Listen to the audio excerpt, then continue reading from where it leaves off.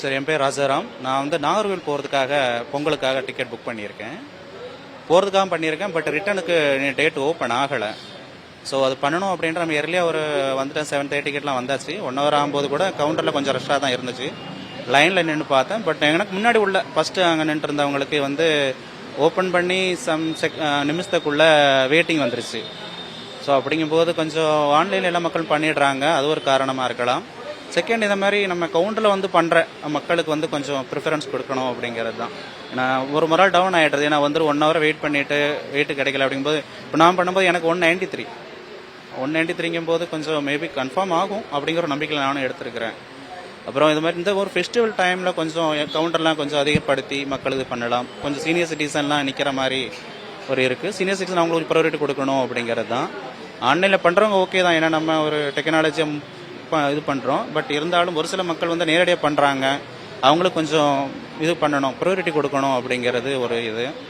அது இந்த மாதிரி டைமில் மக்கள் அதிகமாக ட்ரெயின் பயன்படுத்த ஆரம்பிச்சிட்டோம். ஏன்னா நமக்கு கன்வீனாக நமக்கு அந்த பைசா ஆகட்டும் எல்லாமே இதில் இருக்கும் அப்படிங்கிற ஒரு பர்பஸ் கூட இருக்குது. இப்போ நான் கன்னியாகுமரி எக்ஸ்பிரஸில் பண்ணியிருக்கேன். நான் 193.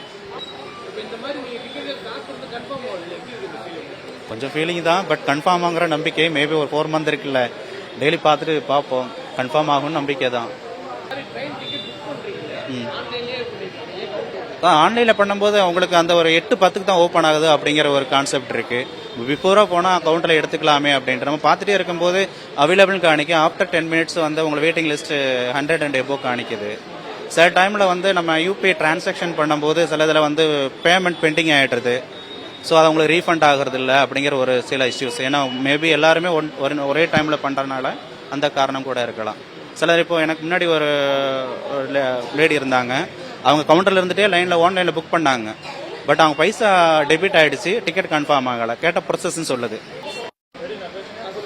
சங்கர், திருநெல்வேலி மாவட்டம். என்னோட ரிலேஷன் வந்து இங்கே ஆவடி திருமலை வாயிலில் இருக்காங்க. அவங்களுக்காக நாங்கள் வந்து டிக்கெட் புக் பண்ண வருவோம். ஆனால் வந்த இடத்துல சீக்கிரம் குயிக்காக முடிஞ்சிட்டு, அதனால் வெயிட்டிங் லிஸ்ட் தான் இருக்குங்க. அங்கே ரொம்ப சங்கடமாக இருக்குது. இருந்தாலும் இதுக்கு வந்து கூடுதல் அவகாசம் வழங்கணும். மக்களுக்கு வந்து தெரியலை, சரியான விழிப்புணர்வு இல்லை. கூட ஒரு 2 நாள் 3 நாள் டைம் அவகாசம் கொடுக்கணும். அதே நேரத்தில் இப்போ இங்கே பதிவு பண்ணுறோம்ல, முன்பதிவு, இந்த இடம் வந்து நிறைய மக்களுக்கு தெரியவில்லை.